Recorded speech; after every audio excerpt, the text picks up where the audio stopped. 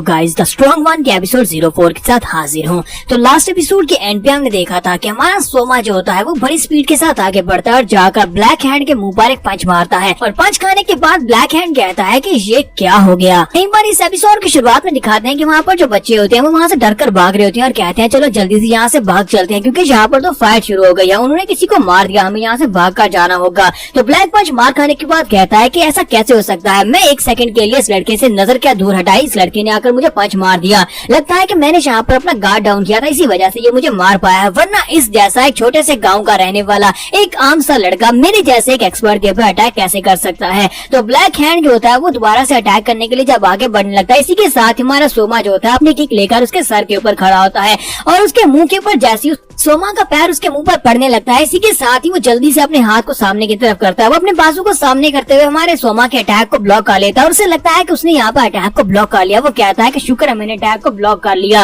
यहीं पर हमें उसके बाजू का एक्सरे विजन दिखाते हैं जहाँ पर सोमा ने किक मारी थी, वहाँ पर ब्लैक हैंड की जो रेडियस और अल्लाह होती है वो दोनों बुरी तरह से फ्रैक्चर हो जाती है, वहाँ पर उनके टुकड़े टुकड़े हो जाते हैं और इस बात से वो और भी हैरान होता है। तुम्हारा सोमा कहता है कि तुम इतने बुरे नहीं हो। इसके साथ ही सोमा उसे एक जबरदस्त पंच मारता है और ये वाला पंच जो होता है ये ऊपर से लेकर नीचे तक आता है, जहाँ पर सबसे पहले वो उसके जबड़े पर पड़ता है और उसके जबड़े की हड्डियां टूटती हैं, फिर साथ उसके कंधे पर पड़ता है जहाँ पर उसकी पसलियों के साथ साथ उसका कंधा भी टूट जाता है और फिर तीसरे नंबर पर जो पंच होता है नीचे उसकी हिप के ऊपर पड़ता है जहाँ पर उसकी हिप की पूरी हड्डी टूट जाती है। इसी के साथ ब्लैक हैंड जो होता है पीछे की तरफ गिर रहा होता है और कहता है कि ऐसा नहीं हो सकता, इसकी फिस्ट इतनी ज्यादा स्ट्रॉन्ग कैसे हो सकती है, इसने यहाँ पर सिर्फ और सिर्फ एक ही पंच में मेरे बॉडी के 3 हिस्सों की हड्डियां जो बुरी तरह से ब्रेक कर दी है, ऐसा बिल्कुल भी नहीं होना चाहिए। ऐसे लग रहा है कि जैसे यहाँ पर किसी आयरन रॉड के साथ मेरी बॉडी के ऊपर हिट कर रहा है, इसकी पूरी बॉडी बिल्कुल आयरन की तरह है। लेकिन ये बड़ी प्रॉब्लम नहीं है, मैं इसकी बॉडी को तो यहाँ पर बर्दाश्त कर सकता हूँ, यानी इसकी पावर को तो बर्दाश्त कर सकता हूँ, लेकिन बड़ी प्रॉब्लम ये है कि मैं यहाँ पर इसके एक भी अटैक को अवॉइड नहीं कर पा रहा, यानी कि जितनी बार मेरे पर अटैक कर रहा है मैं उतनी बार इसके अटैक के साथ हिट हो रहा हूँ और इसी के साथ उसके पेट में एक और जबरदस्त पंच पड़ता है। वो कहता है कि मुझे समझ नहीं आ रही कि ये बार बार मेरे पर अटैक कैसे कर पा रहा है और मैं यहाँ पर इसके अटैक को अवॉइड क्यों नहीं कर पा रहा। तो ब्लैक हैंड इस बार पंच खाने के बाद बुरी तरह से जख्मी होता है और पीछे हटने के बाद कहता है कि अगर इस लड़के ने मुझे सिर्फ और सिर्फ एक और पंच मारा तो मेरा काम तमाम हो जाएगा, क्योंकि मेरी लोअर बॉडी पूरी तरह से बर्बाद हो चुकी है, हड्डियां टूटने की वजह से यहाँ पर मेरे लिए खड़ा रहना भी मुश्किल होता जा रहा है, मुझे यहाँ पर मरना नहीं है, मुझे यहाँ पर मरना नहीं है। इसी के साथ ही ब्लैक हैंड जल्दी से जंप करते पीछे की तरफ बढ़ता और कहता है कि मुझे बस यहाँ पर इसके पंचेस को अवॉइड करना होगा, अगर मैं इसके पंचेस को अवॉइड कर लूं और इसे एक डिस्टेंस बनाकर रखूं तो उसके बाद मैं अपने मैलियोंग स्किल को यूज कर सकता हूँ। ये लड़का तो यहाँ पर किसी मार्शल आर्ट्स की टेक्निक को यूज भी नहीं कर रहा है, ये सिर्फ और सिर्फ अपनी पंचेस की पावर को यूज कर रहा है, इतनी रॉ पावर इसके पास कहाँ से आई है। तो ब्लैक हैंड हमारे सोमा से पूछता है कि लड़के तुम तो काफी स्ट्रॉन्ग हो, बताओ कि तुम कौन हो। तुम्हारा सोमा जो होता है उसे अपना नाम बताने की बजाय उससे ये पूछता है मुझे ये बताओ क्या तुम्हारे मैरियन कैसल में बाकी के सभी लोग भी तुम्हारी तरह ही स्ट्रॉन्ग है या फिर वो सभी लोग तुमसे कमजोर हैं। फिर साथ ही हमारा सोमा से कहता है कि अब जब तुम स्ट्रॉन्ग हो और तुम फाइट करने के लायक हो तो फिर मुझे लगता है कि मुझे भी यहाँ पर होल्ड बैक करने की जरूरत नहीं है, मैं यहाँ पर अपनी फुल स्ट्रेंथ को यूज कर सकता हूँ।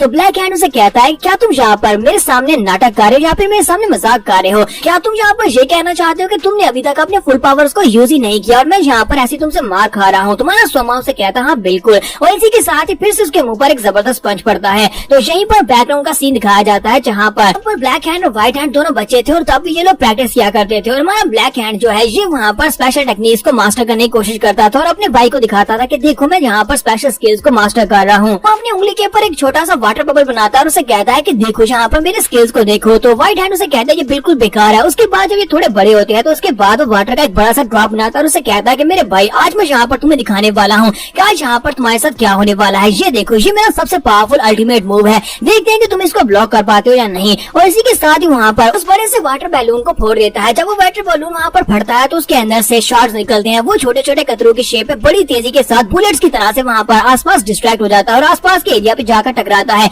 और जहाँ जहाँ पर जाकर वो वाटर बुलेट्स लगती हैं वहाँ पर सुराख हो जाते हैं। तो व्हाइट हेयर जो होता है वहाँ पर अपनी तलवार को घुमाते हुए अपने सामने उसके सामने जितने भी वहाँ पर शॉट्स आते हैं वो उन सभी को ब्लॉक कर लेता है और उन सभी को अपनी तलवार से रोकता है। तो जहाँ पर हमारा ब्लैक हैंड जो होता है अपनी स्पेशल टेक्निक को 1000 स्ट्राइक्स का नाम देता है, वो उसे कहता है कि मैंने अपनी स्पेशल स्किल को 1000 स्ट्राइक्स का नाम दिया है और यहाँ पर उसे फिर से हमारा सीन प्रेजेंट में आ जाता है जब उसे एक जबरदस्त पंच पड़ता है। तो इसी के साथ ही ब्लैक हैंड कहता है काश मैं यहाँ पर अपनी स्पेशल टेक्निक को यूज कर पाऊँ, अगर मैं इस लड़के के ऊपर 1000 स्ट्राइक टेक्निक को यूज कर पाया तो मुझे लगता है कि मैं यहाँ पर जीत जाऊंगा और मैं यहाँ पर जिंदा बच सकता हूँ। सिर्फ और सिर्फ एक चांस की जरूरत है, मुझे सिर्फ एक मौका मिलेगा तो यहाँ पर मैं इसका काम तमाम कर दूंगा। इसी के साथ उसे यहाँ पर एक मौका मिल जाता है। तो जब हमारा सोमा उसके ऊपर अटैक करने लगता है, इसी के साथ ही ब्लैक हैंड नीचे की तरफ झुकते हुए उसके पेट के ऊपर जाकर हाथ लगाता है और साथ ही वहाँ पर अपनी 1000 स्ट्राइक्स वाली टेक्निक को यूज कर देता है और कहता है मैंने तुम्हें पकड़ लिया। जैसे ही वहाँ पर 1000 स्ट्राइक टेक्निक को यूज करता है तो हमारे मोशान की बॉडी जो होती है वहाँ पर फूल जाती है और उसके अंदर से जबरदस्त लाइट निकलती है। फिर साथ ही वहाँ पर उसकी बॉडी के अंदर जो वाटर होता है वो 1000 स्ट्राइक्स यानी कि शॉट्स में चेंज हो जाता है और वहाँ पर आसपास दिखाते हैं कि उसकी बुलेट्स जो होती है आसपास के पेड़ों में ग्राउंड के अंदर जाकर धंस जाती है। यहाँ पर एक जबरदस्त धमाका होता है और इस धमाके के साथ आसपास काफी बड़ी तबाही मचती है। लेकिन इसी के साथ ही धुआं हटने के बाद दिखाते हैं कि हमारा सोमा वहाँ पर सही सलामत खड़ा होता है। तो हमारा सोमा उसे कहता है क्या तुम्हारा हो गया? लगता नहीं है कि ये कोई पावरफुल मूव था। तो ब्लैक हैंड पीछे की तरफ बढ़ता है, वो और भी ज्यादा घबरा जाता है और कहता है कि ऐसा बिल्कुल भी नहीं हो सकता, ये मेरी 1000 स्ट्राइक्स को कैसे बर्दाश्त कर सकता है, ये अभी तक जिंदा कैसे है। साथ ही यहाँ पर उसे याद आता है कहीं ऐसा तो नहीं है कि ये वो है। और इसी के साथ ही ब्लैक हैंड को वहाँ पर एक बड़ा सा ब्लू कलर का ड्रैगन दिखाई देता है। तो वो कहता है ऐसा नहीं हो सकता, ऐसा बिल्कुल भी नहीं हो सकता, ये तो स्काई ड्रैगन है।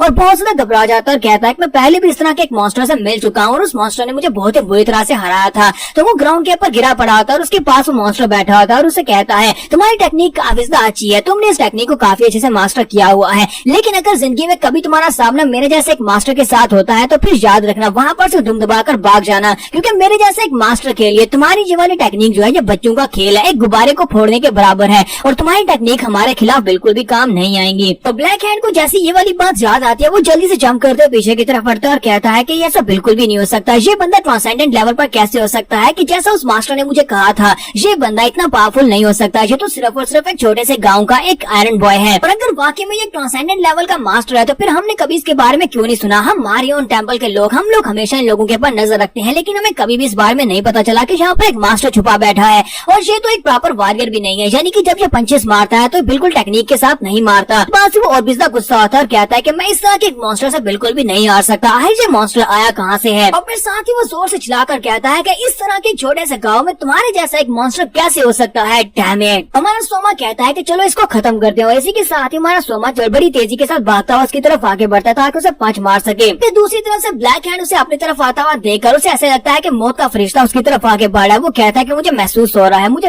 रहा है कि इस पंच के साथ मैं मरने वाला हूँ, क्योंकि ये पंच बहुत ज्यादा स्ट्रॉन्गर होने वाला है। मुझे बस यहाँ पर इतना करना है कि मुझे इसके इस पंच को अवॉइड करना है और यहाँ से भागकर व्हाइट हैंड के साथ हाथ मिलाना है। व्हाइट हैंड के साथ मिलकर हम दोनों मिलकर इसको हरा सकते हैं। मेरे पास बचने का सिर्फ और सिर्फ एक ही मौका है कि मैं यहाँ से भागकर व्हाइट हैंड के पास चला जाऊँ। ये बंदा मेरा पीछा तो जरूर करेगा, अगर मैं यहाँ से भाग कर जाता हूँ तो फिर मुझे यहाँ पर कुछ करना होगा। फिर साथ उसकी नजर उसके पैरों पर पड़ती है और कहता है लगता है कि मैं वो वाली टेक्निक को यहाँ पर यूज कर सकता हूँ। तो वो कहता है चाहे मुझे यहाँ पर अपनी सारी की सारी बची कुछ एनर्जी को क्यों ना यूज करना पड़े, लेकिन इस मॉन्स्टर को मैं यहाँ पर रोक कर रहूंगा। इस मॉन्स्टर को रोककर फिर मैं अपने भाई के पास जाऊंगा और इसी के साथ ही वो ग्राउंड के ऊपर हाथ मारता और अपनी मैलियम टेक्निक को यूज करता और कहता है अगर ये यहाँ पर ठीक से स्टैंस नहीं ले पाएगा तो ये आगे नहीं बढ़ पाएगा और मेरे पर अटैक नहीं कर पाएगा। और वो ग्राउंड के ऊपर हाथ मारता है तुम्हारे मोजान सॉरी सोमा के पाँव के नीचे से उनका एक काफी बड़ा हिस्सा जो होता है वो फूल जाता है और जैसे वो वहाँ पर फूल जाता है तो इसी के साथ ही वो उस हिस्से को वहाँ पर फोड़ देता है। स्पेशल टेक्निक का नाम थंडरिंग एक्सप्लोजन होता है। तो जैसे वो वहाँ पर थंडरिंग एक्सप्लोजन कहता है वहाँ पर एक जबरदस्त धमाका होता है और नीचे का ग्राउंड जो होता है वो टूट जाता है और ऊपर का ग्राउंड भी टूटता है यानी फूटता है। तो इसी तो हमारा सोमा जो होता है वो भी वहाँ पर मिट्टी के अंदर गिर जाता है। तो यहीं पर व्हाइट हैंड को दिखाते हैं कि वो उस धमाके को देखने के बाद कहता है जरा देखो सही लगता है कि मेरा भाई वहाँ पर बहुत सा एंजॉय कर रहा है, अब मेरी बारी है, मैं भी यहाँ पर इन तीनों को मजा लेकर मारने वाला हूँ। और उसके सामने वो तीनों एक्सप्रेशंस होते हैं वो भाग कर जा रहे होते हैं। व्हाइट हैंड कहता है तो लगता है कि मेरे मजा करने की बारी आ गई है और यहाँ पर हम लोग अपने एपिसोड 04 का एंड करेंगे और नेक्स्ट एपिसोड में देखेंगे कि हमारा सोमा जो है वो इन दोनों को कैसे हराएगा।